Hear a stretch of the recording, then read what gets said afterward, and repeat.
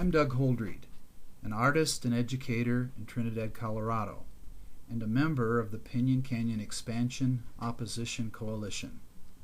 This presentation is designed to inform you of a proposal by our government to seize hundreds of thousands of acres of private property in the biggest eminent domain taking in the history of our nation.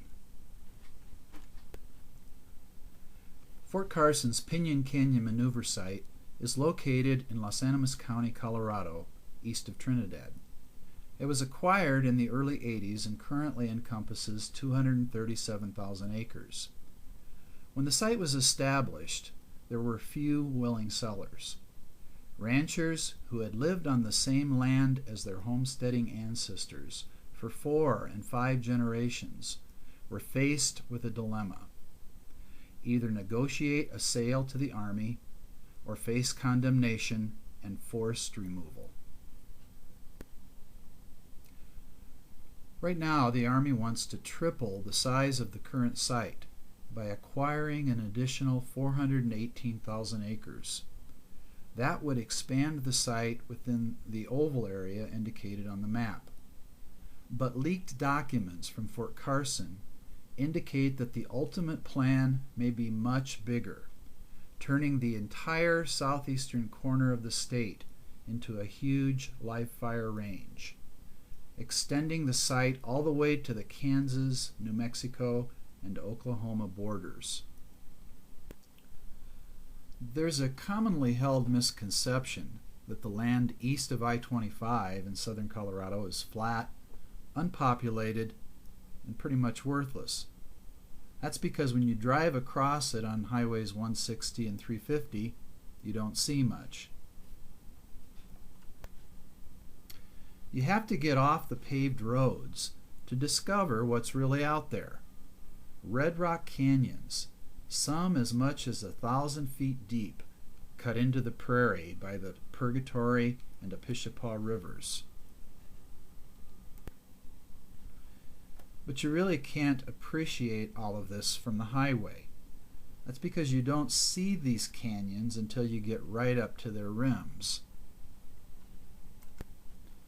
You have to get away from the highway and explore a little bit to discover the millions of years of geologic history that are revealed in the stratified canyon walls.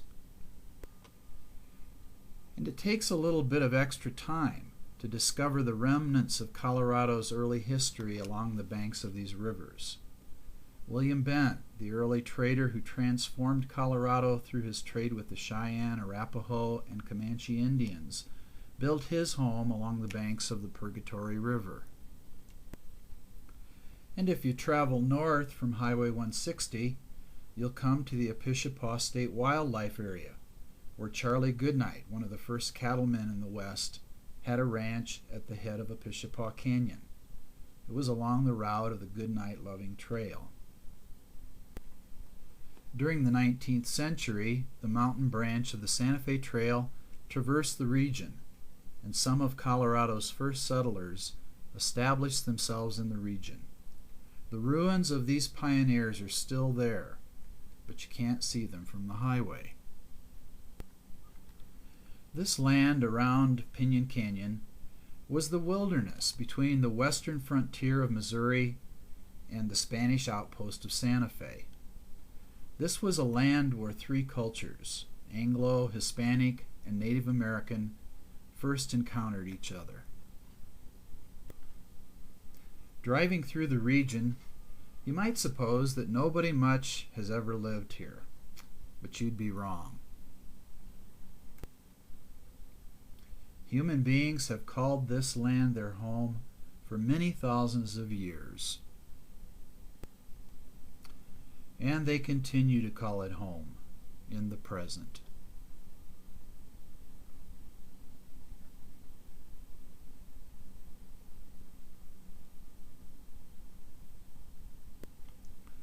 For 5,000 years, this land has supported an unbroken current of human lives.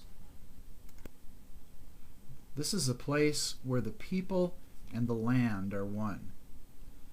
You won't understand this unless you go to a place like Vogel Canyon, on the Comanche National Grasslands, where you can see one of the thousands of petroglyph sites where human beings have left a record on the rocks. The evidences of life in this region go back long before human habitation. Just south and west of the Pinon Canyon Maneuver Site is North America's largest dinosaur trackway. New fossilized dinosaur remains are being uncovered there all the time. But there's a chance that you'll never have the opportunity to get off the highway, to discover all this history and culture. That's if the Department of Defense has its way.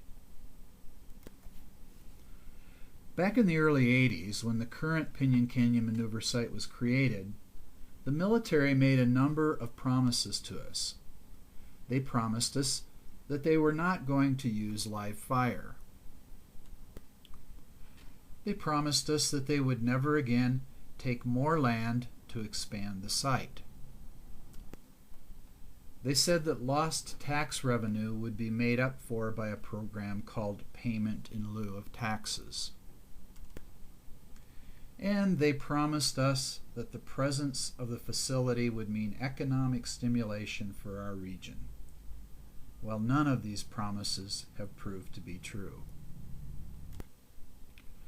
These broken promises were all swept away by one sweeping statement: things change.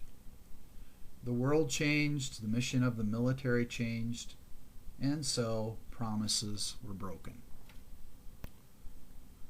Now, in 2007, we have experienced a new set of promises. When Fort Carson first publicly disclosed their intention to expand, the promise was made that it would be done without the use of eminent domain. Senator Wayne Allard was assured and passed assurances on to property owners that their rights would be preserved. But within a short time, such assurances were withdrawn. Congressman John Salazar broke the news, saying, "I'm extremely dismayed at the Army's insistence on keeping eminent domain as an option for expansion. This announcement is inconsistent with what local officials at Fort Carson have told me and landowners."